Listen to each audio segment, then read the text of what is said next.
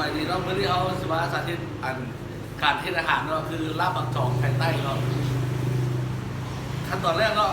เขาจะมีป่าเนาะอันนี้คือเขาคือปนป่าเอาป่าอันนี้เขาเอาปลาเครื่องเทศเนาะปลาเครื่องเทศอันนี้ปนป่าหลักๆคือหลักๆของเด็ดๆของพวกเขานี่คือบักจองเนาะอันนี้จองก็ไปเนาะมะเขือตัวไปเนาะหอมลาบตัวไปเนาะหอมก้อมขั้นตอนมันต้องไปหอมบัวอันนี้ลูกเล่นของเขาเลยเนาะคือหอยซึ่งหรือหอยทั่วไปเลยเนาะเขาปรุงกันหมักแข้งหมักเป็ดและหมักถั่วขั้นตอนต่อไปเนาะครับคือเสี่ยวเริ่มแรกปุ๊บเขาต้องเอานั่นเนาะวัตถุดิบเขาคือบอกจ่องทุกคนเนาะจ่อง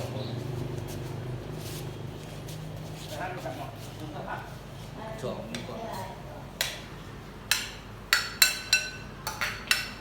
แล้วคนกับจ่องรวมกันก่อนเนาะ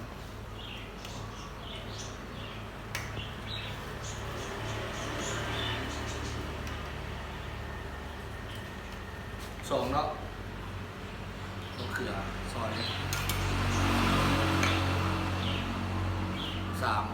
มะแคน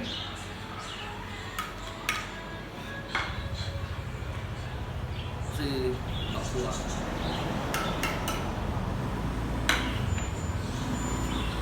ห้า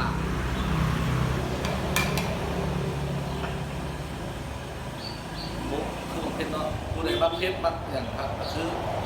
ใส่ตามใจแล้วก็อันนี้เนาะนี่เขาบักเผ็ดเขาใส่หลาย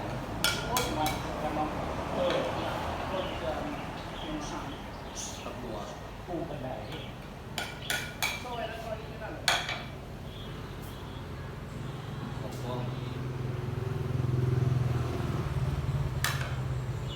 แต่สุดท้ายคือหอมลาบเนาะเนื้อโคตรเข้ากันแล้วเป็นเนื้อ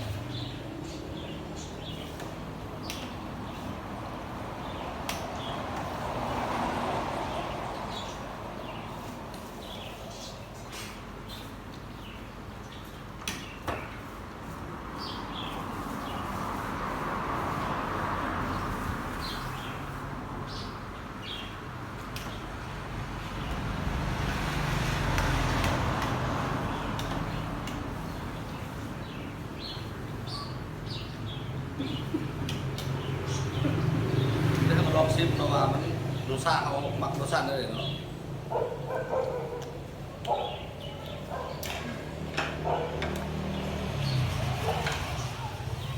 โอเคแล้วเลยเนาะรสชาติเขาก็โอเคแล้วกำลังดีแล้วช่วงนี้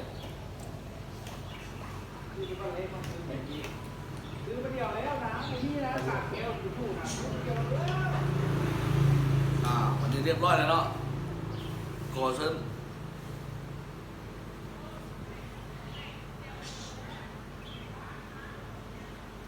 เมื่อนี้ก็จบกันแปลงอาหารลาบปักจอกเนาะขอบใจหลาย